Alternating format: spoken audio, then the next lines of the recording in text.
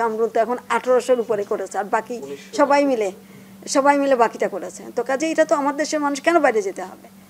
আমার দেশে আমি কামরুলকে অনুরোধ করেছি, কামরুল তুমি আমার কিছু ডাক্তার তৈরি করে দাও। আমার খুব দুঃখ লেগেছে কামরুল যখন আমাকে বলেছে, ম্যাডাম হার্ট তো পাই না।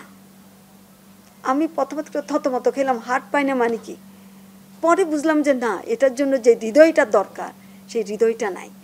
তখন সে বলতে শুরু করলো যে অনেকেরই বোঝাই, তুমি একটা অপারেশন করলে হয়তো তুমি এত টাকা পাবা, তুমি ওইটা না নিয়ে তুমি 2টা অপারেশন করো। ও সারা রাত জেগে অপারেশন করে, রাতে অপারেশন করে, সকালবেলায় কাজকর্মগুলি গুছিয়ে 10টার সময় ঘুমাতে যায়। তো সেই সবচেয়ে কম পয়সা নিয়ে কিডনি ট্রান্সপ্লান্ট করে সে। তো সে যদি কিডনি ট্রান্সপ্লান্ট কম পয়সা দিয়ে করতে পারে, সে চাচ্ছে তার মতন আরও কয়েকজন আসুক যারা কম পয়সা নিয়ে হয়তো বেশি কষ্ট করবে, কিন্তু পয়সার সাথে তার ওখান থেকে ম্যানেজ হয়ে আসবে, কিন্তু রাজি করাতে পারে না।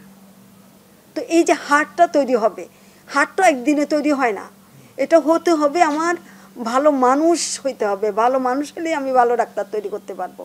ভালো ডাক্তার করতে পারলেই আমার ভালো হার্ট তৈরি হবে। ভালো হার্ট তৈরি হলে ভালো রোগীকে ভালো করার জন্য তারা ওইভাবে এগিয়ে আসবে। তো আমাদের তো সব জায়গায় নানান রকমের সমস্যা, এগুলো থেকে পার হয়ে আশা করি, প্রার্থনা করি আল্লাহর কাছে যে এগুলি যেন হয়, আমার দেশে সক্ষমতা যেন বাড়ে।